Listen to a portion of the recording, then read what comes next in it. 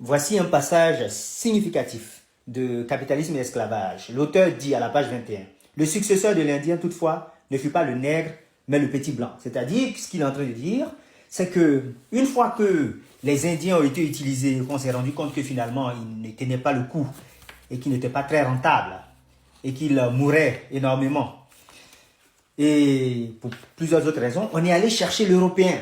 C'est-à-dire qu'il y avait des gens qui étaient condamnés au travail forcé. Il y avait des prisonniers de guerre, tels que des prisonniers irlandais ou écossais. Tous ces gens-là, on les envoyait au Nouveau Monde pour aller travailler, soi-disant, qui était un ancien monde pour les Indiens. On les prenait, on les envoyait là-bas pour travailler, comme des esclaves. Il y a certains qui étaient sous contrat, qui étaient aussi envoyés. Et même plus tard, l'auteur dit à la page 23, « La spéculation commerciale fit son apparition, les abus se multiplièrent. Le kidnapping fut exercé sur une vaste échelle et devint une activité régulière dans des villes telles que Londres et Bristol. » C'est-à-dire qu'on kidnappait les gens. Les enfants étaient appartés avec des friandises. Les hommes,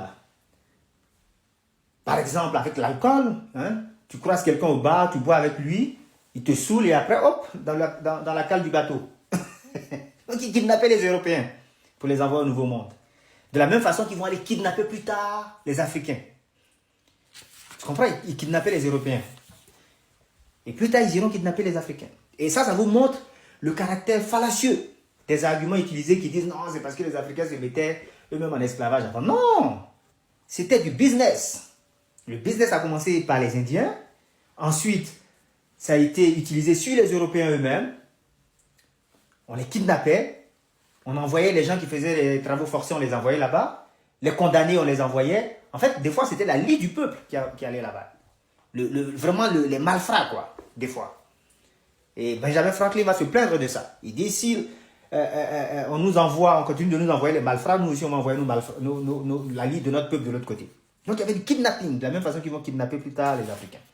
Hein? À un moment donné, regardez, ils disent, l'auteur dit à la page 26, les émigrants étaient empaquetés comme des sardines. Les émigrants, c'est les Européens qu'on envoyait là-bas, de gré ou de force.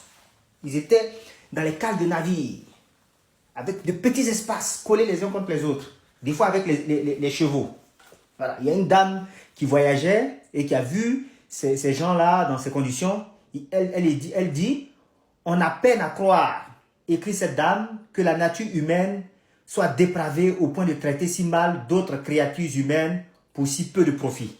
Et là, il ne s'agit pas des nègres, hein. Il ne s'agit pas des noirs. Ça, c'était avant qu'on utilise les noirs.